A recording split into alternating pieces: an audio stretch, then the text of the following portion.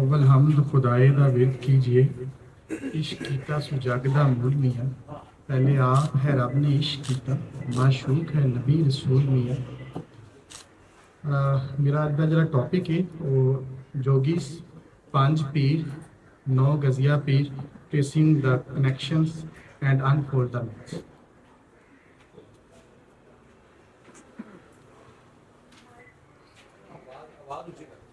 हाँ जी, आवाज़ जी।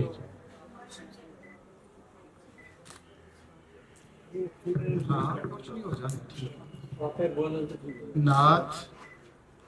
नाथ आख दा जोग दा सबक पहला, करना मार के दही दा नास जट्टा। पंज तत्त सारे वखो वख करने, इको तत्त दा रखना पास जट्टा। जिक्र आलमा फाजला सूफियां दा, सबा दस दे पास नफास जट्टा। दिसन रूह ते कलब दे राज मखफी, ज़ाहर बातनी पंज हवास जट्टा। छड़ आसरे जग जहान वाले, इको रब दी रखनी आस जट्टा। मेरा ਜਿਹੜਾ टॉपिक है पंज पीरां ਦੇ हवाले ਨਾਲ है ਤੇ ਸਪਤ ਸਿੰਧੂ ਦੀ ਜਿਹੜੀ ਧਰਤੀ ਇਹਦੀ ਜਿਹੜੀ ਵਸੋਂ ਹੈ ਸਭ ਤੋਂ ਪਹਿਲੀਆਂ ਵਸੋਆਂ ਚ ਗਿਣੀ ਜਾਂਦੀ ਹੈ। ਇਸ ਵਿੱਚ ਤਕਰੀਬਨ ਸਾਰੇ ਹੀ ਇਲਮ ਸਾਨੂੰ ਮਿਲਦੇ ਨੇ, ਖਾਸ ਕਰਕੇ ਮਿੱਟੀ ਦੇ ਭਾਂਡੇ ਔਰ ਉਹਨਾਂ ਨੂੰ ਪਕਾਉਣਾ, ਫਿਰ ਬੱਚਿਆਂ ਦੇ ਖਿਡੌਣੇ, ਲੁੱਡੋ, ਸ਼ਤਰੰਜ ਤੇ ਹੋਰ ਇਸ ਤਰ੍ਹਾਂ ਦੇ ਬਹੁਤ ਸਾਰੇ ਇਲਮ ਜਿਹੜੇ ਨੇ ਉਹ ਸਾਨੂੰ ਮਿਲਦੇ ਨੇ। ਪਰ ਇਸ ਐਸੀ ਕਿਹੜੀ ਗੱਲ ਹੈ ਕਿ ਜਿਹੜੀ ਨਾ ਤੇ ਉਹ ਲੜਦੇ ਨੇ ਤੇ ਨਾ ਉਹ ਲੜਨ ਵਾਲੇ ਕੋਈ ਔਜ਼ਾਰ ਬਣਾ ਕੇ ਲੋਕਾਂ ਨੂੰ ਵੇਚਦੇ ਨੇ। ਅੱਜ ਕੱਲ੍ਹ ਰਿਵਾਜ ਹੈ ਕਿ ਜਿਹੜਾ ਤਿਆਰੇ ਵੇਚਦਾ ਉਹ ਦੂਜਿਆਂ ਨੂੰ ਕਹਿੰਦਾ ਕਿ ਲੜਨਾ ਨਹੀਂ, ਨਾਲ ਉਹ ਤਿਆਰੇ ਵੀ ਵੇਚ ਰਿਹਾ ਹੁੰਦਾ ਲੜਨ ਵਾਲੇ। ਲੇਕਿਨ ਉਹ ਇਹ ਕੰਮ ਨਹੀਂ ਕਰ ਰਹੇ, ਨਾ ਉਹ ਬਣਾਉਣ ਵਾਲੇ ਵੇਚ ਰਹੇ ਨੇ ਤੇ ਨਾ ਉਹ ਖੁਦ ਵੀ ਲੜ ਰਹੇ ਨੇ, ਬਲਕਿ ਇਸ ਤੋਂ ਅੱਡ ਉਹ ਕੀ ਕਰ ਰਹੇ ਨੇ ਕਿ ਜਨੌਰਾਂ ਤੇ ਰੁੱਖਾਂ ਦਾ ਆਦਰ ਤੇ ਮਾਣ ਕਰਦੇ ਨੇ। ਆਪਣੀ ਇਸ ਗੱਲ ਪਿੱਛੋਂ ਤੁਸੀਂ ਵੇਖੋ ਕਿ ਹੜੱਪਾ ਦੀਆਂ ਸੀਲਾਂ ਦੇ ਉੱਪਰ ਕਿਸ ਤਰ੍ਹਾਂ ਜਿਹੜੇ ਉੱਥੇ ਦੇ ਜਾਨਵਰ ਨੇ ਔਰ ਉੱਥੇ ਦੇ ਦਰਖਤ ਨੇ ਉਹਨਾਂ ਦਾ ਮਾਣ ਕਰਦੇ ਨੇ। ਇਸ ਗੱਲ ਮਗਰੋਂ ਮੈਂ ਹੁਣ ਜੋਗੀਆਂ ਵੱਲ ਜਿਹੜਾ ਹੈ ਉਹ ਝਾਤ ਪਾਉਣਾ ਕਿ ਜੋਗੀ ਜਿਹੜੇ ਨੇ ਉਹ ਸਾਨੂੰ ਦੋ ਰੂਪ ਵਿੱਚ ਨਜ਼ਰ ਆਉਂਦੇ ਨੇ। ਇੱਕ ਤੇ ਉਹ ਧੂਣੀ ਲਾਉਂਦੇ ਨੇ ਔਰ ਧੂਣੀ ਦੇ ਆਲੇ ਦੁਆਲੇ ਮੱਚਦੇ ਬਹਿੰਦੇ ਨੇ ਔਰ ਉਸ ਤੋਂ ਬਾਅਦ ਉਹਦਾ ਜਿਹੜੀ ਸਵਾਹ ਹੈ ਉਹ ਆਪਣੇ ਉੱਪਰ ਮੜ ਲੈਂਦੇ ਨੇ ਔਰ ਉਹਨੂੰ ਆਪਣਾ ਸ਼ਿੰਗਾਰ ਸਮਝਦੇ ਹੋਇਆਂ ਉਹਨੂੰ ਲਾ ਕੇ ਉਹ ਮਾਣ ਨਾਲ ਫਿਰਦੇ ਨੇ। ਤੇ ਇਸ ਤੋਂ ਦੂਜੇ ਪਾਸੇ ਅਗਰ ਵੇਖੋ ਤੇ ਉਹ ਇੱਕ ਕੱਪੜਾ ਲੈਂਦੇ ਨੇ ਜਿਹਦੇ ਨਾਲ ਉਹ ਆਪਣਾ ਇੱਕ ਮੋਢਾ ਢੱਕਦੇ ਨੇ ਤੇ ਇੱਕ ਨਹੀਂ ਢੱਕਦੇ।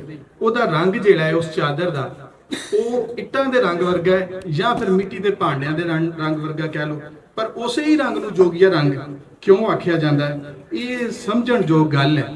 ਤੇ ਜੋਗ ਦਾ ਮਾਨੀ ਅਗਰ ਅਸੀਂ ਵੇਖੀਏ ਤੇ ਇਕੱਠਿਆਂ ਕਰਨ ਵਾਲਾ, ਜੋੜਨ ਵਾਲਾ, ਤੇ ਫਿਰ ਉਹ ਜੋੜਦਾ ਕੀ ਹੈ? ਉਹਦੇ ਤੋਂ ਵੱਖਰੀ ਇੱਕ ਗੱਲ ਹੈ ਕਿ ਕੀ ਜੋੜਨ ਵਾਲਾ? ਉਹ ਲੁਕਾਈ ਨੂੰ ਜੋੜਨ ਵਾਲਾ ਜੋਗੀ ਹੈ ਜਿਨਨੇ ਲੋਕਾਂ ਨੂੰ ਸਲੂਕ ਨਾਲ ਰਹਿਣਾ ਦੱਸਿਆ। ਤੇ ਜੋਗੀ ਨੇ ਜਦੋਂ ਉਹ ਜੋੜਨ ਹਾਰਾ ਬਣਿਆ ਤੇ ਉਹਨੇ ਲੋਕਾਂ ਨੂੰ ਇੱਕ ਜਗ੍ਹਾ ਰਹਿਣ ਦਾ ਵੱਲ ਦੱਸਿਆ ਔਰ ਉਹਦੇ ਸਾਰਾ ਕੁਝ ਦੱਸਿਆ। ਪਰ ਉਸ ਤੋਂ ਵੱਖ ਉਹਨੇ ਜੋ ਕੀਤਾ ਉਹ ਇਹ ਕੀਤਾ ਕਿ ਉਹ ਐਸਾ ਜੋੜਨ ਹਾਰਾ ਹੈ ਜਿਹਦਾ ਆਪਣਾ ਕੋਈ ਘਰ ਨਹੀਂ, ਸਗੋਂ ਉਹ ਉਹਨਾਂ ਘਰਾਂ ਤੋਂ ਵੱਖ ਰਹਿੰਦਾ ਹੈ ਪਰ ਹਮੇਸ਼ਾ ਲਈ ਉਹਨਾਂ ਦਾ ਦਾਸ ਹੈ, ਉਹਨਾਂ ਦਾ ਕੰਮ ਕਰਦਾ ਹੈ ਔਰ ਲੋਕਾਂ ਨੂੰ ਉਹ ਸਿਖਾਉਣ ਦੀ ਕੋਸ਼ਿਸ਼ ਕਰਦਾ ਹੈ। ਉਹਦੇ ਵਿੱਚ ਮੈਂ ਬਹੁਤ ਸਾਰੇ ਰੈਫਰੈਂਸ ਜਿਹੜੇ ਉਹ ਹੀਰ ਵਾਰਿਸ ਸ਼ਾਹ ਤੋਂ ਹੀ ਦਵਾਂਗਾ ਕਿ ਉਹ ਕਿਸ ਤਰ੍ਹਾਂ ਆਪਣੇ ਆਪ ਨੂੰ ਉਸ ਪੂਰੇ ਪ੍ਰਾਊਡ ਤੋਂ ਜਿਹੜਾ ਹੈ ਉਹ ਬਚਾਉਂਦਾ ਹੈ ਔਰ ਲੋਕ ਉਹਦੇ ਨਾਲ ਕਿਸ ਤਰ੍ਹਾਂ ਨੇ। ਹੁਣ ਜਿਹੜੀ ਉਹਦੀ ਖਾਕ ਮਲਣਾ ਹੈ ਔਰ ਉਹਦਾ ਜਿਹੜਾ ਉਸ ਰੰਗ ਨੂੰ ਲੈਣਾ ਹੈ, ਇਹ ਬੜੀ ਗੌਰਤਲਬ ਗੱਲ ਹੈ ਕਿ ਉਹਨੇ ਆਪਣੇ ਤਨ ਨੂੰ ਕਦੋਂ ਖਾਕ ਦੇ ਸਪੁਰਦ ਕੀਤਾ, ਕਿੱਦਾਂ ਸੜਿਆ ਹੜੱਪਾ ਤੇ ਕਿੱਦਾਂ ਉਸ ਇੱਟਾਂ ਦੇ ਉਸ ਰੰਗ ਨੂੰ ਹੀ ਆਪਣਾ ਰੰਗ ਮੰਨਿਆ। ਉਸ ਤੋਂ ਬਾਅਦ ਕਿਉਂਕਿ ਹਰ ਜਿਹੜਾ ਵੀ ਅਸੀਂ ਹੀਰ ਪੜੀਏ ਜਾਂ ਜਿੱਥੇ ਵੀ ਅਸੀਂ ਜੋਗੀ ਦਾ ਕਰਨੇ ਤੇ ਉਹ ਆਪਣਾ ਆਪ ਮਾਰਨ ਦੀ ਗੱਲ ਕਰਦਾ। ਉਹ ਮਰਨ ਵਾਲੇ ਕੌਣ ਸਨ? ਉਹ ਕਿੰਨਾ ਨੇ ਆਪਣਾ ਆਪ ਨੂੰ ਮਾਰਿਆ? ਉਹ ਗੱਲ ਵੇਖਣ ਵਾਲੀ ਕਿ ਉਹ ਮਰਨ ਦੀ ਗੱਲ ਕਰਦਾ ਕਿ ਮਰਨ ਹੀ ਸਭ ਕੁਝ ਹੈ, ਮਰ ਗਏ ਤੇ ਜੀ ਗਏ। ਸੋ ਉਹ ਮਰਨ ਵਾਲੇ ਜਿਹੜੇ ਲੋਕ ਨੇ ਉਹਨਾਂ ਨੂੰ ਉਹਨੇ ਆਪਣਾ ਸ਼ਿੰਗਾਰ ਉਸੇ ਹੀ ਖਾਕ ਨੂੰ ਆਪਣੇ ਉੱਪਰ ਮਲਿਆ ਔਰ ਫਿਰ ਉਹਨਾਂ ਦੇ ਜਿਹੜਾ ਰੰਗ ਸੀ ਉਹ ਜਿਹੜਾ ਉਹਨਾਂ ਦਾ ਇੱਟਾਂ ਦਾ ਰੰਗ ਸੀ, ਭਾਂਡਿਆਂ ਦਾ, ਉਹੀ ਉਹਦਾ ਰੰਗ, ਉਸ ਰੰਗ ਨੂੰ ਹੀ ਜੋਗੀਆ ਰੰਗ ਲੋਕਾਂ ਨੇ ਆਖਿਆ। ਸੋ ਉਹਦੇ ਵਿੱਚ ਔਰ ਹੀਰ ਵਾਰਿਸ ਸ਼ਾਹ 'ਚ ਇਹ ਕਹਿੰਦਾ ਹੈ ਕਿ ਰੰਗਜਾ ਆਖਦਾ ਖਿਆਲ ਨਾ ਪਾਓ ਮੇਰੇ, ਸ਼ੀਂ ਸੱਤ ਫਕੀਰ ਦਾ ਦੇਸ ਕਿਹਾ, ਕੂੰਜਾਂ ਵਾਂਗ ਮਮੋਲਿਆਂ ਦੇਸ ਛੱਡਣ, ਅਸਾਂ ਜ਼ਾਤ ਸਵਾਤ ਤੇ ਬੇਸ ਕਿਹਾ। ਵਤਨ ਦਮਾ ਦੇ ਨਾਲ ਤੇ ਜ਼ਾਤ ਜੋਗੀ, ਵਤਨ ਦਮਾ ਦੇ ਨਾਲ ਤੇ ਜ਼ਾਤ ਜੋਗੀ, ਸਾਨੂੰ ਦੇਸ਼ ਕਬੀਲੜਾ ਖੇਸ਼ ਕਿਹਾ। ਜਿਹੜਾ ਵਤਨ ਤੇ ਜ਼ਾਤ ਵੱਲ ਧਿਆਨ ਰੱਖੇ। ਦੁਨੀਆਦਾਰ ਹੈ ਉਹ ਦਰਵੇਸ਼ ਕਿਹਾ, ਦੁਨੀਆ ਨਾਲ ਪੈਬੰਦ ਹੈ ਅਸਾਂ ਕਿਹਾ, ਪੱਥਰ ਜੋੜਨਾ ਨਾਲ ਸਰੇਸ਼ ਕਿਹਾ। ਸਭਾ ਖਾਕ ਦਰ ਖਾਕ ਫਨਾ ਹੋਣਾ, ਸਭਾ ਖਾਕ ਦਰ ਖਾਕ ਫਨਾ ਹੋਣਾ, ਵਾਰਿਸ ਸ਼ਾਹ ਫਿਰ ਤਿਨਾਂ ਨੂੰ ਕੇਸ਼ ਕਿਹਾ। ਸੋ ਇਹ ਉਹ ਜੋਗੀ ਦੀ ਤਾਰੀਫ ਦੱਸਦਾ ਹੈ ਕਿ ਜਿਹੜਾ ਜੋਗੀ ਆਪਣੇ ਨੂੰ ਖਾਕ ਦਰ ਖਾਕ ਕਰਨ ਦੀ ਗੱਲ ਕਰਦਾ ਹੈ, ਉਹ ਕਿਤੇ ਵੀ ਇਸ ਤੇ ਮਾਣ ਨਹੀਂ ਕਰਦਾ ਕਿ ਜਿਹੜੇ ਉਹਦੇ ਕੋਲ ਅਲੂਮ ਨੇ, ਜਿਹੜਾ ਉਹਨਾਂ ਨੂੰ ਜਾਣਦਾ ਹੈ, ਉਹ ਕਦੀ ਉਹ ਵੱਡੀਆਂ ਪੁਸ਼ਾਕਾਂ ਪਾ ਕੇ ਫਿਰੇ ਜਾਂ ਉਹ ਆਪਣੇ ਆਪ ਨੂੰ ਉਸ ਖਾਕ ਚੋਂ ਕਦੀ ਕੱਢਣ ਦਾ ਸੋਚੇ। ਪਰ ਇਹਦੇ ਨਾਲ ਨਾਲ ਉਹਨੇ ਲੁਕਾਈ ਨੂੰ ਇਕੱਠਿਆਂ ਰਹਿਣ ਦਾ ਜਦੋਂ ਵੱਲ ਦੱਸਿਆ, ਤੇ ਉਹਨੇ ਜਦੋਂ ਇਹ ਵੇਖਿਆ ਕਿ ਲੋਕ ਹੁਣ ਇਹ ਕੰਮ ਸਿੱਖ ਗਏ ਨੇ, ਤੇ ਫਿਰ ਉਹਨੇ ਦੂਸਰਾ ਜਿਹੜਾ ਕੰਮ ਕੀਤਾ ਉਹ ਜਿਸਮ ਤੇ ਰੂਹ ਦੀ ਗੱਲ ਕੀਤੀ। ਇਸ ਤੋਂ ਬਾਅਦ ਉਹਨੇ ਲੁਕਾਈ ਵਾਸਤੇ ਯੋਗਾ ਦਾ ਜਿਹੜਾ ਹੈ ਆਰ ਕੀਤਾ ਕਿ ਉਹਨਾਂ ਨੂੰ ਜਿਸਮਾਨੀ ਤੌਰ ਤੇ ਕਿਸ ਤਰ੍ਹਾਂ ਠੀਕ ਰੱਖਿਆ ਜਾਂਦਾ, ਤੇ ਨਾਲ ਦੀ ਨਾਲ ਫਿਰ ਲੋਕਾਂ ਨੂੰ ਫਲਸਫਾ ਸਿਖਾਇਆ। ਇਸੇ ਫਲਸਫੇ ਦੇ ਰਾਹੀਂ ਉਹਨਾਂ ਨੇ ਯਕੀਨ ਕੀਤਾ ਕਿ ਲੜਨਾ ਕਿਸੇ ਚੀਜ਼ ਦਾ ਹੱਲ ਨਹੀਂ ਹੈ, ਬਲਕਿ ਅਸੀਂ ਹਰ ਲੜਨ ਵਾਲੇ ਨੂੰ ਗੱਲ ਕਰਾਂਗੇ, ਉਹਦੇ ਨਾਲ ਗੱਲਾਂ ਕਰਾਂਗੇ ਔਰ ਉਸ ਤੋਂ ਹੀ ਸਿੱਖਾਂਗੇ, ਔਰ ਇਹਦੇ ਨਾਲ ਹੀ ਉਹਨਾਂ ਅਮਨ ਤੇ ਸ਼ਾਂਤੀ ਰਾਹੀਂ ਇਹ ਦਰਸ ਪੂਰੀ ਦੁਨੀਆ ਦੇ ਵਿੱਚ ਇਹ ਜੋਗੀਆਂ ਹੀ ਦਿੱਤਾ। ਗੌਰ ਕਰੀਏ ਤੇ ਸਮਝ ਆਉਂਦੀ ਹੈ ਕਿ ਜਦੋਂ ਵੀ ਕਿਸੇ ਕੋਲ ਇਲਮ ਆਇਆ, ਉਹ ਬੰਦਾ ਦੂਜਿਆਂ ਬੰਦਿਆਂ ਤੋਂ ਵੱਖ ਹੋਇਆ। ਜਿਸ ਤਰ੍ਹਾਂ ਅਗਸਤੋ ਬੋਲ ਨੇ ਥੀਏਟਰ ਆਫ ਦੀ ਓਪਰੈਸਟ ਵਿੱਚ ਲਿਖਦੇ ਆ ਕਿ ਵੀ ਕਿੱਦਾਂ ਕੁਝ ਲੋਕਾਂ ਨੂੰ ਮੰਤਰ ਆਇਆ ਤਾਂ ਉਹਨਾਂ ਨੇ ਕੁਝ ਨੂੰ ਕੋਰਸ ਬਣਾਇਆ ਔਰ ਕੁਝ ਨੂੰ ਹੀਰੋ ਬਣਾਇਆ। ਸੋ ਇਹ ਬਹੁਤ ਪੁਰਾਣੀ ਇੱਕ ਟੈਕਨੀਕ ਹੈ, ਔਰ ਯੂਨਾਨ ਦੇ ਵਿੱਚ ਤੁਸੀਂ ਵੇਖੋ ਤੇ ਜਿਹੜਾ ਬਾਦਸ਼ਾਹ ਦਾ ਹੱਕ ਉਹ ਫਿਲਾਸਫਰ ਦੇ ਕੋਲ ਮੌਜੂਦ ਹੈ, ਪਰ ਇੱਥੇ ਦਾ ਜੋਗੀ ਜਿਹੜਾ ਹੈ ਉਹਨੇ ਜਿਹੜਾ ਨਾਰਾ ਲਾਇਆ ਉਹ ਬੜਾ ਹੀ ਮਜ਼ੇਦਾਰ ਹੈ ਕਿ ਕਾਮ ਕ੍ਰੋਧ ਲੋਭ ਹੰਕਾਰ ਛੱਡਣ, ਯਾਨੀ ਪੂਰੀ ਉਸ ਰੀਤ ਚੋਂ ਹੀ ਆਪਣੇ ਆਪ ਨੂੰ ਵੱਖਰਿਆਂ ਕਰਦਾ ਹੈ ਕਿ ਮੈਂ ਇਹਨਾਂ ਸਾਰੀਆਂ ਚੀਜ਼ਾਂ ਦੇ ਵਿੱਚ ਯਕੀਨ ਹੀ ਨਹੀਂ ਰੱਖਦਾ, ਜਦ ਕਿ ਉਹ ਫਲਸਫਾ ਔਰ ਉਹ ਸਾਰੇ ਇਲਮ ਦਾ ਜਿਹੜਾ ਉਹ ਮੰਬਾ ਹੈ ਔਰ ਲੋਕਾਂ ਨੂੰ ਸਿਖਾ ਰਿਹਾ। ਇੰਜ ਕਹਿ ਲਓ ਕਿ ਮੁੱਢ ਕਦੀਮ ਤੋਂ ਜੋਗੀ ਖਲਕਤ ਦੇ ਦਿਲ ਵਿੱਚ ਵਸ ਗਿਆ। ਖਾਸ ਕਰਕੇ ਪੰਜਾਬ ਦੀ ਗੀਤ ਹੋਣ ਜਾਂ ਸ਼ਾਇਰੀ, ਗਮੀ ਖੁਸ਼ੀ ਵਿੱਚ ਜੋਗੀ ਉਹਨਾਂ ਦਾ ਅਚੇਚਾ ਪ੍ਰਾਹੁਣਾ ਹੁੰਦਾ ਸੀ।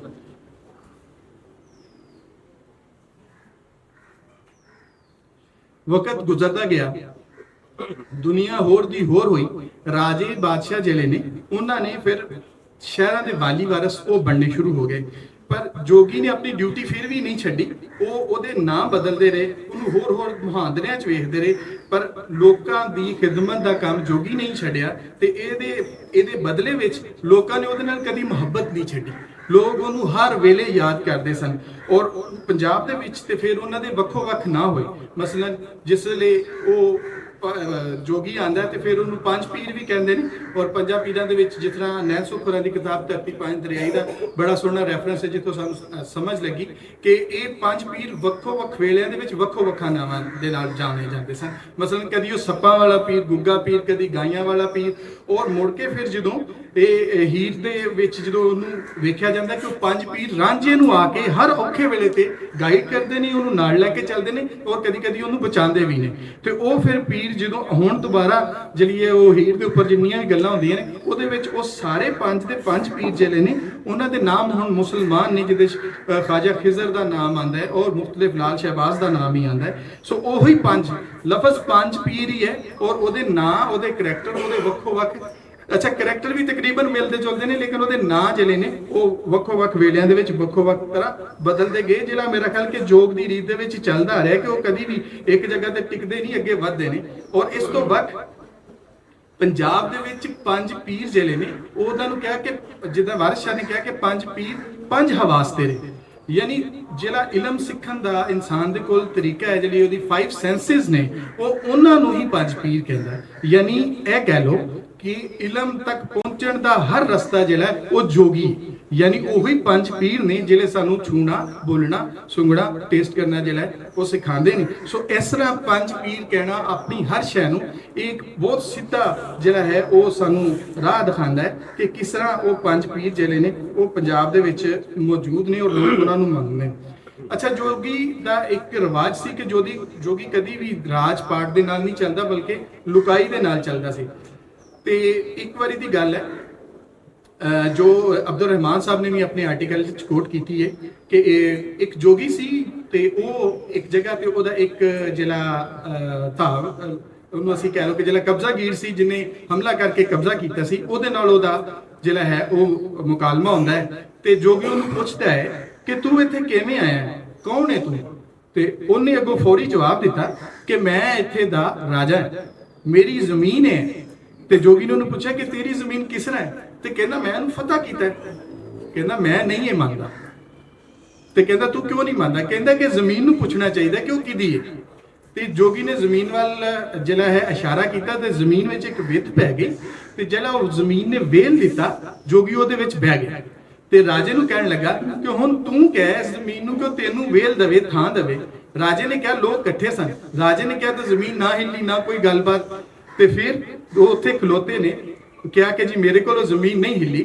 ਤੇ ਜੋਗੀ ਨੇ ਫਿਰ ਕੀ ਕੀਤਾ ਕਿ ਜੋਗੀ ਇੱਕ ਸੁੱਖ ਆਸਨ ਲਿਆ ਜਿਹਦੇ ਨਾਲ ਉਹਨੇ ਆਲਤੀ ਪਾਲਤੀ ਮਾਰੀ ਔਰ ਸਿੱਧਾ ਹੋ ਕੇ ਬਹਿ ਗਿਆ ਔਰ ਮੁੜ ਉਸ ਜ਼ਮੀਨ ਨੂੰ ਇਸ਼ਾਰਾ ਕੀਤਾ ਤੇ ਜ਼ਮੀਨ ਦੁਬਾਰਾ ਉਸੇ ਤਰ੍ਹਾਂ ਮਿਲ ਗਈ। ਸੋ ਉੱਥੋਂ ਪਹਿਲੀ ਰਵਾਇਤ ਮਿਲਦੀ ਹੈ ਜੋਗੀਆਂ ਨੂੰ ਸੁੱਖ ਆਸਨ ਜਾਂ ਬਹਿ ਕੇ ਦਫਨਾਉਣ ਦੀ। ਔਰ ਉਸ ਤੋਂ ਮਗਰੋਂ ਜਿਹੜੀ ਉੱਥੇ ਖਲਕਤ ਇਕੱਠੀ ਹੋਈ ਸੀ ਉਹਨਾਂ ਨੇ ਉਸ ਜੋਗੀ ਦਾ ਨਾਮ ਨਹੀਂ ਲਿਖਿਆ ਬਲਕਿ ਉਹਦੇ ਉੱਤੇ ਇੱਕ ਵੱਡਾ ਪੱਥਰ ਖੜਾ ਕਰ ਦਿੱਤਾ। ਔਰ ਉਸ ਪੱਥਰ ਤੋਂ ਬਾਅਦ ਹਰ ਜੋਗੀ ਜਿਹੜਾ ਮਹਾਜੋਗੀ ਹੋਵੇ, ਹਰ ਜੋਗੀ ਨਹੀਂ ਪਰ ਉਹ ਜੋਗੀ ਜਿਹੜਾ ਮਹਾਜੋਗੀ ਹੋਵੇ ਉਹਦੀ ਕਬਰ ਜਿਹੜੀ ਹੈ ਉਹ ਸੁੱਖ ਆਸਨ ਦੇ ਵਿੱਚ ਬਿਠਾ ਕੇ ਉਹਨੂੰ ਦਫਨਾਇਆ ਜਾਂਦਾ ਸੀ ਔਰ ਉਹਦੇ ਜਿਹੜਾ ਹੈ ਉੱਤੇ ਇੱਕ ਪੱਥਰ ਖੜਾ ਕੀਤਾ ਜਾਂਦਾ ਸੀ।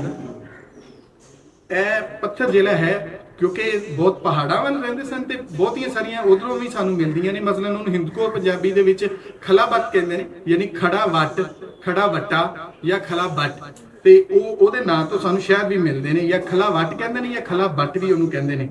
ते इस तो इलावा जिला 1901 तक पंजाब सी ते 1901 तो बाद KPK ਬਣਿਆ ਉਹਦੇ ਵਿੱਚ ਜਿਹੜਾ ਜੋਗੀ ਨੂੰ ਦਫਨਾ ਕੇ ਉਹਦੇ ਉੱਤੇ ਜਿਹੜਾ ਮੈਂ ਦੱਸ ਰਿਹਾ ਪੱਥਰ ਖੜਾ ਕਰਦੇ ਸਨ ਉਹਨੂੰ ਲੱਕਾ ਟਿੱਗਾ ਕਹਿੰਦੇ ਸਨ। ਲੱਕਾ ਟਿੱਗਾ ਦੇ ਨਾਂ ਦੀਆਂ ਬਸਤੀਆਂ ਵੀ ਮੌਜੂਦ ਨੇ ਔਰ ਖਲਾਬਤ ਦੇ ਨਾਂ ਦਾ ਜਿਹੜਾ ਸ਼ਹਿਰ ਹੈ ਉਹ ਹਜ਼ਾਰਾ ਦੇ ਵਿੱਚ ਮੌਜੂਦ ਹੈ ਔਰ ਉਹਦੇ ਬਿਲਕੁਲ ਉੱਤੇ ਬਾਬਾ ਦੀ ਢੇਰੀ ਜਿਹੜੀ ਹੈ ਉਹ ਮੌਜੂਦ ਹੈ ਔਰ ਲੋਕ ਉਹਨੂੰ ਪੀਰ ਬਾਬਾ ਜਿਹੜਾ ਹੈ ਉਹ ਮੰਨਦੇ ਨੇ ਔਰ ਕਹਿੰਦੇ ਨੇ ਕਿ ਇਹਦੀ ਬਰਕਤ ਦੇ ਨਾਲ ਹੀ ਇਹ ਜਿਹੜੀ ਜਗ੍ਹਾ ਹੈ ਨਾ ਇਹ ਸਾਡੀ ਜਿਹੜੀ ਉਹ ਵਸੀ ਹੈ।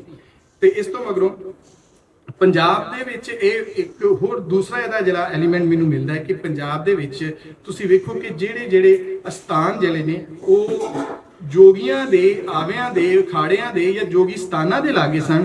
ਉੱਥੇ ਤੁਹਾਨੂੰ ਬਹੁਤ ਜ਼ਿਆਦਾ ਜਿਹੜਾ ਹੈ ਉਹ 9 ਗਜ਼ੀਏ ਪੀਰ, 5 ਪੀਰ ਜਿਹੜੇ ਨੇ ਮਿਲਦੇ ਨੇ। ਉਹਦੀ ਇੱਕ ਵੱਡੀ ਮਿਸਾਲ ਚਨਿਓੜ ਦੇ ਵਿੱਚ ਕਰਾਨਾ ਦੇ ਉੱਪਰ ਹੈ ਔਰ ਉੱਥੇ ਕਰਾਨਾ ਦੇ ਉੱਪਰ ਜੋਗੀਆਂ ਦਾ ਬੜਾ ਵੱਡਾ ਇੱਕ ਸਥਾਨ ਦੱਸਿਆ ਜਾਂਦਾ ਹੈ। ਔਰ ਉਸ ਤੋਂ ਬਾਅਦ ਤੁਸੀਂ ਇਹ ਵੇਖੋ ਕਿ ਇਹ ਜਿਹੜੀਆਂ ਢੇਰੀਆਂ ਨੇ ਉਹ ਵੱਖੋ ਵੱਖ ਜਗ੍ਹਾ ਤੇ ਮੌਜੂਦ ਨੇ। ਜਿਸ ਤਰ੍ਹਾਂ ਜਿਹੜੇ ਲਾਹੌਰ ਦੇ ਵਿੱਚ ਵੀ 9 ਗਜ਼ੀਆ ਪੀਰ ਹੈ ਔਰ ਜਿੱਥੇ ਜਿੱਥੇ ਜੋਗੀਆਂ ਦਾ ਦਰਿਆ ਉਹਨਾਂ ਨੇ ਉਸ ਤਰ੍ਹਾਂ ਹੀ ਉਸ 9 ਗਜ਼ੀਆ ਕਬਰ ਨੂੰ ਮੰਨਿਆ। ਹੁਣ 9 ਗਜ਼ ਜਿਹੜਾ ਹੈ ਉਹਦੀ ਪਮਾਇਸ਼ ਕਰੀਏ ਤੇ ਉਹ ਤਕਰੀਬਨ ਜਿਹੜੀ ਹੈ ਉਹ 21 ਤੋਂ 24 ਫੁੱਟ ਦੇ ਦਰਮਿਆਨ ਬਣਦੀ ਹੈ।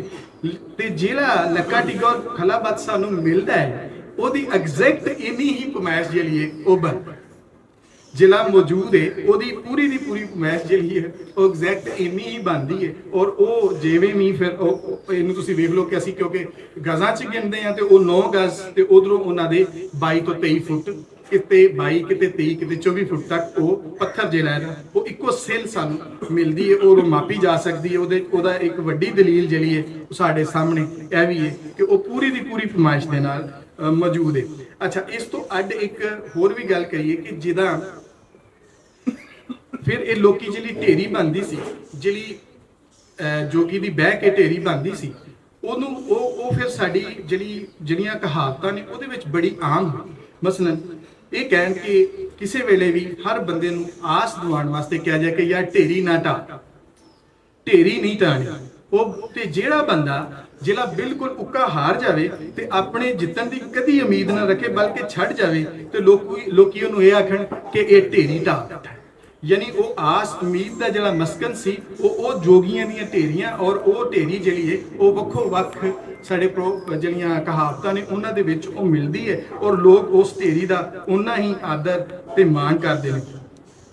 ਤੇ ਉਸ ਤੋਂ ਬਾਅਦ ਫਿਰ ਜਿਹੜੇ ਜੋਗੀ ਸਨ ਉਹਨਾਂ ਦੇ ਇਹ 9 ਗਜ਼ੀਆ ਕਬਰਾਂ ਬਣੀਆਂ। ਉਹਨਾਂ ਦੇ ਵਿੱਚ ਇੱਕ ਬੜੀ ਇੰਟਰਸਟਿੰਗ ਹੋਰ ਵੀ ਗੱਲ ਸਾਹਮਣੇ ਆਈ ਕਿ ਇੱਕ ਮਿਸਟਰ ਗੈਰਿਕ ਨਾਮ ਦਾ ਇੱਕ ਆਫੀਸਰ ਸੀ ਜਿਹੜਾ ਆਰਕੀਓਲੋਜੀ ਸਰਵੇ ਆਫ ਇੰਡੀਆ ਦਾ ਆਫੀਸਰ ਸੀ। ਉਹਨੂੰ ਇੱਕ ਖਿਲਾਫਤ ਜਿਹੜਾ ਹੈ ਉਹ ਮਿਲਿਆ ਤੇ ਉਹ ਪੱਥਰ ਜਿਹੜਾ ਸੀ ਉਹਨੂੰ ਬਾਜੌੜ ਦੇ ਕੋਲੋਂ ਮਿਲਿਆ, ਜਿਹੜਾ ਉਹਨਾਂ ਨੇ ਸਰਵੇ ਆਫ ਇੰਡੀਆ ਦੇ ਵਿੱਚ ਲਿਖਿਆ ਕਿ ਉਹਦੇ ਤੇ ਕੁਝ ਲਿਖਿਆ ਹੋਇਆ ਸੀ, ਜੋਗੀਆਂ ਦੇ ਮਤਲਬ ਕੁਝ ਲਿਖਿਆ ਹੋਇਆ ਸੀ।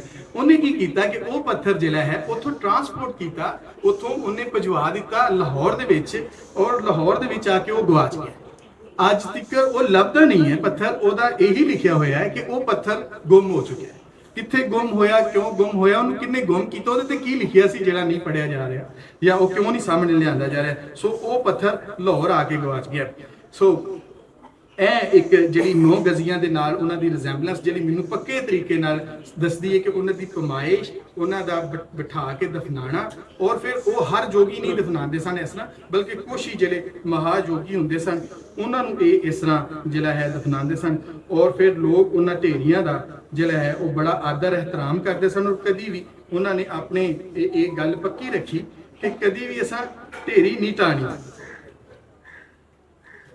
ਤੇ ਹੁਣ ਪੰਜਾਬ ਦੇ 9 ਗਜ਼ੀਆਂ ਢੇਰੀਆਂ ਜਿੱਥੇ ਜਿੱਥੇ ਮੌਜੂਦ ਨੇ ਉਹਨਾਂ ਦੇ ਬਾਰੇ ਥੋੜਾ ਜਿਹਾ ਮੈਂ ਦੱਸਾਂਗਾ, ਤਾਂ ਕਿ ਉਹਨਾਂ ਪਤਾ ਲੱਗੇ ਕਿ ਇਹਨਾਂ ਦਾ ਜਿਹੜਾ ਨੈਟਵਰਕ ਹੈ ਉਹ ਕਿਸ ਤਰ੍ਹਾਂ ਹੈ। ਜਿਸ ਤਰ੍ਹਾਂ ਸਭ ਤੋਂ ਪਹਿਲੇ ਤੇ ਮੈਂ ਗੱਲ ਕਰਾਂਗਾ ਜਿਹੜੀ ਕਿਰਾਣਾ ਹਿੱਲੇ ਚਨਿਊਟ ਦੇ ਵਿੱਚ ਹੈ, ਉਸ ਤੋਂ ਬਾਅਦ ਲਾਹੌਰ ਦੇ ਵਿੱਚ 9 ਗਜ਼ੀਆ ਪੀਰ ਨੇ, ਸਿਆਲਕੋਟ, ਹਾਫਜ਼ਾਬਾਦ, ਗੁਜਰਾਤ, ਜੇਹਲਮ ਦੇ ਵਿੱਚ ਮੌਜੂਦ ਨੇ, ਸ਼ਾਹਕੋਟ ਦੇ ਵਿੱਚ 9 ਗਜ਼ੀਆ ਪੀਰ ਹੈ। ਇਸ ਤੋਂ ਵੱਖ ਹੜੱਪਾ, ਸਾਹੀਵਾਲ ਹੜੱਪਾ ਦੇ ਉੱਪਰ ਬਿਲਕੁਲ 9 ਗਜ਼ੀਆ ਪੀਰ ਦੀ ਜਿਹੜੀ ਹੈ ਉਹ ਢੇਰੀ ਹੈ। ਇਸ ਤੋਂ ਬਾਅਦ ਬਹਾਵਲਪੁਰ, ਮੁਲਤਾਨ, ਔਰ ਇੱਥੋਂ ਤੱਕ ਕਿ ਡੇਰਾ ਗਾਜ਼ੀ ਖਾਨ ਦੇ ਵਿੱਚ ਇੱਕ ਬਹੁਤ ਵੱਡੀ ਜਿਹੜੀ ਹੈ ਉਹਨਾਂ ਦੀ 9 ਗਜ਼ੀਆਂ ਦੀ ਇੱਕ ਜਗ੍ਹਾ ਜਿਹੜੀ ਹੈ ਉਹ ਮਿਲਦੀ ਹੈ। ਸੋ ਇਹ ਇੱਕ ਸਿੱਧੇ ਰੁਖ ਦਾ ਜਿਹੜਾ ਸਵਾਲ ਹੈ ਕਿ ਲੋਕਾਂ ਨੇ ਉਹਨਾਂ ਦੇ ਨਾਮ ਬਦਲੇ।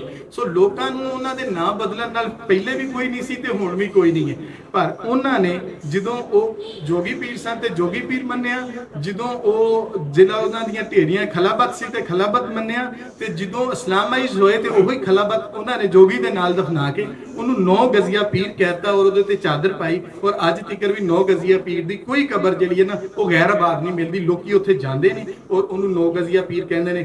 ਹੈਰਾਨਗੀ ਵਾਲੀ ਗੱਲ ਇਹ ਵੇ ਕਿ ਕਿਸੇ ਵੀ 9 ਗਜ਼ੀਆ ਪੀਰ ਦਾ ਨਾਂ ਕਿਸੇ ਨੂੰ ਮਾਲੂਮ ਨਹੀਂ ਹੈ। ਉਹ ਕਹਿੰਦੇ ਨੇ ਕਿ ਪੀਰ ਬਾਬਾ ਸੀ, ਜੋਗੀ ਬਾਬਾ ਤੇ ਨਹੀਂ ਕਹਿੰਦੇ, ਪੀਰ ਬਾਬਾ ਉਹਨੂੰ ਜ਼ਰੂਰ ਕਹਿੰਦੇ, ਹਾਜੀ ਬਾਬਾ ਵੀ ਕਹਿੰਦੇ ਨੇ, ਔਰ ਵੱਖੋ ਵੱਖ ਉਹਨਾਂ ਦੇ ਜਿਹੜੇ ਨੇ ਉਹ ਨਾਂ ਸਾਨੂੰ ਮਿਲਦੇ ਨਹੀਂ। ਤੇ ਇਸ ਤੋਂ ਬਾਅਦ ਫਿਰ ਇਹ ਥੋੜੀ ਗੱਲ ਸੋ ਮੈਂ ਤੇ ਕਰਾਂਗਾ ਕਿਉਂਕਿ ਮੈਨੂੰ ਇਹਦੀ ਸਮਝ ਆਈ ਕਿ 5 ਦਾ ਜਿਹੜਾ ਹਿੰਸਾ ਹੈ ਉਹ 5 ਦਾ ਤੁਸੀਂ ਹਿੰਸੇ ਨੂੰ ਅਗਰ ਗੌਰ ਨਾਲ ਵੇਖੋ ਤੇ ਜਿਹੜੇ ਨਿਰਮਾਲੂ ਜੀ ਇਹ ਜਿਹੜੀ ਹਿੰਸਿਆਂ ਦਾ ਇਲਮ ਦੀ ਗੱਲ ਕਰਦੇ ਨੇ ਕਿ ਜਿਹੜਾ ਟਿੱਲਾ ਜੋਗੀਆਂ ਹੈ ਉਹਦੀ ਹਾਈਟ 3200 ਹੈ ਤੇ 32 ਨੂੰ ਅਗਰ ਜਮਾ ਕਰੋ ਤੇ 5 ਬਣਦਾ। ਇਸੇ ਤਰ੍ਹਾਂ ਹੀ ਫਿਰ ਉਹ 5 ਦਾ ਜਿਹੜਾ ਹਿੰਸਾ ਹੈ ਉਹ ਚੱਲਦਾ, 5 ਦਰਿਆ ਵੀ ਆਏ। ਤੇ ਅੱਜ ਬੜੀ ਮੈਨੂੰ ਮਜ਼ੇਦਾਰ ਲੱਗ ਰਹੀ ਕਿ 14ਵੀਂ ਜਿਹੜਾ 14 ਹੈ ਇਹ ਵੀ 5 ਹੀ ਬਣ ਗਿਆ। ਸੋ ਜੋਗੀਆਂ ਨੇ ਆਪਣਾ 5 ਦਾ ਹਿੰਸਾ ਨਹੀਂ ਛੱਡਿਆ ਤੇ ਉਹ 5 ਜਿਹੜੇ ਨੇ ਉਹ 5 ਦੇ ਹਿੰਸੇ ਦੇ ਨਾਲ ਨਾਲ ਜਿਹੜਾ ਹੈ ਉਹ ਚੱਲਦਾ ਆ ਕਈ ਸਾਲਾਂ ਤੋਂ ਹੈ, ਤੇ ਉਹ ਆਣ ਆਪਣੇ 5ਵੇਂ ਹਿੰਸੇ ਤੇ ਹੀ ਖਲੋਤੇ ਤੇ ਉਹਨਾਂ ਨੇ 5 ਹੀ ਮੱਲਿਆ। ਸੋ ਇਹਦੇ ਤੋਂ ਬਾਅਦ ਜਿਹੜੀ ਦੂਜੀ ਗੱਲ ਹੈ ਉਹ ਇਹ ਵੇ ਕਿ ਅੰਗਰੇਜ਼ ਪੀਰੀਅਡ ਦੇ ਵਿੱਚ ਮੈਂ ਬਹੁਤ ਸਾਰੇ ਅਸੀਂ ਜਿਹੜਾ ਜੋਗੀਆਂ ਗਏ, ਨੈਣ ਸੁਖ ਸਾਹਿਬ ਉਹਨਾਂ ਦੀ ਅਗਵਾਈ ਵਿੱਚ, ਕਾਸ਼ਫ ਜੀ ਸਨ, ਜ਼ੁਬੈਰ ਸਾਹਿਬ ਸਨ, ਸਾਰੇ ਵੱਡੇ। ਇਹ ਜਦੋਂ ਅਸੀਂ ਉੱਥੇ ਗਏ ਤੇ ਉੱਥੇ ਬਹੁਤ ਸਾਰੀਆਂ ਗੱਲਾਂ ਹੁੰਦੀਆਂ ਜਿਹਦੇ ਵਿੱਚ ਵੱਖੋ ਵੱਖ ਗੱਲਾਂ ਹੋਰ ਕਿ ਜਿਹੜਾ ਹੈ ਜੀ ਇਹਨਾਂ ਦੇ ਉੱਪਰ ਬਹੁਤ ਵੱਡੇ ਵੱਡੇ ਇਲਜ਼ਾਮ ਜਿਹੜੇ ਨੇ ਉਹ ਬੀਬੀਆਂ ਦੇ ਹਵਾਲੇ ਨਾਲ, ਹੈਰੈਸਮੈਂਟ ਦੇ ਹਵਾਲੇ ਨਾਲ ਉਹ ਲਾਏ ਜਾਂਦੇ ਨੇ, ਜਿਹੜੇ ਉਹ ਜਿੱਦਾਂ ਉਹ ਪਹਿਲੇ ਮੰਨਾ ਹੀ ਕਰ ਮਤਲਬ ਕਿ ਕਾਮ, ਕ੍ਰੋਧ, ਹੰਕਾਰ ਨੂੰ ਉਹ ਪਹਿਲੇ ਹੀ ਛੱਡ ਗਏ ਤੇ ਫਿਰ ਉਹਦੇ ਤੇ ਕਦੀ ਪੈਸਿਆਂ ਦਾ, ਕਦੀ ਸਪਾਈਂਗ ਦਾ, ਕਦੀ ਕੁਝ ਉਹਦੇ ਤੇ ਜਿੰਨੇ ਇਲਜ਼ਾਮ ਲੱਗਦੇ ਸਨ ਲਾਏ ਗਏ। ਮੈਂ ਫਿਰ ਉਹੀ ਹਿਸਾਬ ਜਿਹੜਾ ਹੈ ਉਹਨੂੰ ਗੌਰ ਨਾਲ ਵੇਖਿਆ ਤੇ ਤੁਸੀਂ ਇਹ ਵੇਖੋ ਕਿ ਜਿੰਨੇ ਵੀ ਕ੍ਰਿਮੀਨਲ ਟ੍ਰਾਈਬ ਨੇ ਜਾਂ ਜਿਨ੍ਹਾਂ ਦੇ ਕ੍ਰਿਮੀਨਲ ਟ੍ਰਾਇਲ ਹੁੰਦੇ ਨੇ ਉਹ ਬ੍ਰਿਟਿਸ਼ ਪੀਰੀਅਡ ਦੇ ਵਿੱਚ ਕੌਣ ਸਨ? ਉਹ ਆਜ਼ਾਦੀ ਦੇ ਮਤਵਾਲੇ ਸਨ। ਭਗਤ ਸਿੰਘ ਨੂੰ ਕਿੱਦਾਂ ਮਾਰਿਆ ਗਿਆ, ਉਸ ਤੋਂ ਇਲਾਵਾ ਜਿੰਨੇ ਵੀ ਲੋਕ ਨੇ ਉਹ ਕਿਸ ਤਰ੍ਹਾਂ ਸਨ। ਸੋ ਇਹ ਵੀ ਕ੍ਰਿਮੀਨਲ ਟ੍ਰਾਈਬ ਵਿੱਚ ਹੀ ਪਾਏ ਜਾਂਦੇ ਸਨ। ਜਿਹੜੇ ਜੋਗੀ ਸਨ ਉਹਨਾਂ ਨੂੰ ਵੀ ਉਹਨਾਂ ਨੇ ਮੁਜਰਮਾਂ ਦੇ ਵਿੱਚ ਹੀ ਰੱਖਿਆ ਕਿ ਹਰ ਜੋਗੀ ਜਿਹੜਾ ਨਾ ਮੁਜਰਮ ਹੀ ਹੈ, ਔਰ ਉਹਨਾਂ ਦੀ ਸਜ਼ਾ ਜਿਹੜੀ ਹੈ ਉਹ ਇਹ ਹੈ ਕਿ ਉਹਨਾਂ ਨੂੰ ਜਿਹੜਾ ਉਹਨਾਂ ਨੂੰ ਬੁਰਾ ਕਹੋ, ਠੱਗ ਕਹੋ, ਉਹਨਾਂ ਨੂੰ ਚੋਰ, ਬਦਕਾਰ, ਜੋ ਤੁਸੀਂ ਕਹਿ ਸਕਦੇ ਹੋ ਉਹ ਕਹੋ। ਤੇ ਫਿਰ ਉਹਨਾਂ ਦੇ ਇਹ ਸਾਰੇ ਇਲਜ਼ਾਮ ਲਾ ਕੇ ਤੇ ਉਹਨਾਂ ਨੂੰ ਲੋਕਾਂ ਦੇ ਨਾਲੋਂ ਵੱਖ ਕਰਨ ਦਾ ਬਹੁਤ ਵੱਡਾ ਆਰ ਕੀਤਾ ਗਿਆ। ਜਿੱਥੇ ਜੋਗੀ ਹਰ ਮਾੜੀ ਚੰਗੀ ਸਾਡੀ ਖੁਸ਼ੀ ਗਮੀ ਦਾ ਸਾਥੀ ਸੀ, ਉੱਥੇ ਫਿਰ ਉਹਨੂੰ ਵਾਕਈ ਇਸ ਤੋਂ ਅਲੱਗਾ ਕਰ ਦਿੱਤਾ ਗਿਆ, ਔਰ ਨਾਲ ਦੀ ਨਾਲ ਲੋਕਾਂ ਦੇ ਵਿੱਚ ਸਿਰਫ ਉਹਨੂੰ ਅਲੱਗਾ ਹੀ ਨਹੀਂ ਕੀਤਾ ਬਲਕਿ ਉਹਨਾਂ ਨੂੰ ਸਮਝਾਇਆ ਵੀ ਗਿਆ। ਤੇ ਫਿਰ ਬਾਰ-ਬਾਰ ਲਿਖਣ ਕਿ ਜਦੋਂ ਵੀ ਉਹਨਾਂ ਤੇ ਕੋਈ ਪਰਚਾ ਹੁੰਦਾ ਕੋਈ ਗਵਾਹ ਨਹੀਂ ਆਉਂਦਾ, ਲੋਕੀ ਉਹਦੇ ਖਿਲਾਫ ਗਵਾਹੀ ਨਹੀਂ ਦਿੰਦੇ, ਔਰ ਆਖਿਰਕਾਰ ਲੇਕਿਨ ਜੋਗੀ ਉੱਥੇ ਮੌਜੂਦ ਰਿਹਾ। ਤੇ ਅਖੀਰ ਤੇ ਫਿਰ ਗੱਲ ਕਿ ਵਾਰਿਸ ਸ਼ਾਹ ਸਾਹਿਬ ਨੇ ਲਿਖਿਆ ਕਿ ਜੋ ਕਰੇ ਸੋ ਮਰਨ ਥੀ ਹੋ ਅਸਤਰ, ਜੋਗ ਸਿੱਖੀਏ ਸਿੱਖਣਾ ਆਇਆ ਏ, ਨੇਚਾ ਧਾਰ ਕੇ ਗੁਰੂ ਦੀ ਸੇਵਾ ਕਰੀਏ, ਇਹੀ ਜੋਗੀਆਂ ਦਾ ਫਰਮਾਇਆ ਏ, ਨਾਲ ਸਿਦਕ ਯਕੀਨ ਦੇ ਬੰਦ ਤਕਵਾ, ਧੰਨੇ ਪੱਥਰੋਂ ਰੱਬ ਨੂੰ ਪਾਇਆ ਏ। ਬੱਚਾ ਸੁਣੋ ਇਸ ਵਿੱਚ ਕਲਬੂਤ ਖਾਕੀ, ਸੱਚੇ ਰੱਬ ਨੇ ਥਾਂ ਬਣਾਇਆ ਏ, ਵਾਰਿਸ ਸ਼ਾਹ ਮੀਆਂ ਹਮਾ ਉਸਤ ਜਾਪੇ, ਵਾਰਿਸ ਸ਼ਾਹ ਮੀਆਂ ਹਮਾ ਉਸਤ ਜਾਪੇ, ਸਰਬ ਮੈਂ ਭਗਵਾਨ ਨੂੰ ਪਾਇਆ ਏ। ਜੋਗੀ ਨੇ ਹਮਾ ਉਸਤ ਆਪਣੇ ਵਰਗਾ ਹੀ ਰੱਬ ਹੈ, ਉਹ ਹਰ ਵਿੱਚ ਵਸਦਾ, ਉਹਨੇ ਉਹਨੂੰ ਉਸੇ ਤਰ੍ਹਾਂ ਹੀ ਵੇਖਿਆ। ਤੇ ਹਰ ਜੇ ਰੱਬ ਹੈ ਤੇ ਫਿਰ ਹਰ ਦੀ ਕਦਰ ਹੈ, ਫਿਰ ਹਰ ਆਜ਼ਾਦ ਹੈ, ਫਿਰ ਹਰ ਆਪਣੀ ਮਰਜ਼ੀ ਦਾ ਮਾਲਕ ਹੈ। ਤੇ ਫਿਰ ਉਹ ਸਾਰੇ ਜਿਹੜੇ ਜਕੜਬੰਦੀਆਂ ਨੇ ਉਹਨਾਂ ਦੇ ਵਿੱਚ ਨਹੀਂ ਆਉਂਦਾ। ਸੋ ਜੋਗੀ ਵੀ ਆਪਣੇ ਤੌਰ ਤੇ 9 ਗਜ਼ੀਆ ਪੀਰ ਦੇ ਤੌਰ ਤੇ 5 ਪੀਰਾਂ ਦੇ ਤੌਰ ਤੇ ਮੌਜੂਦ ਹੈ। ਸੋ ਇਹ ਮੇਰੇ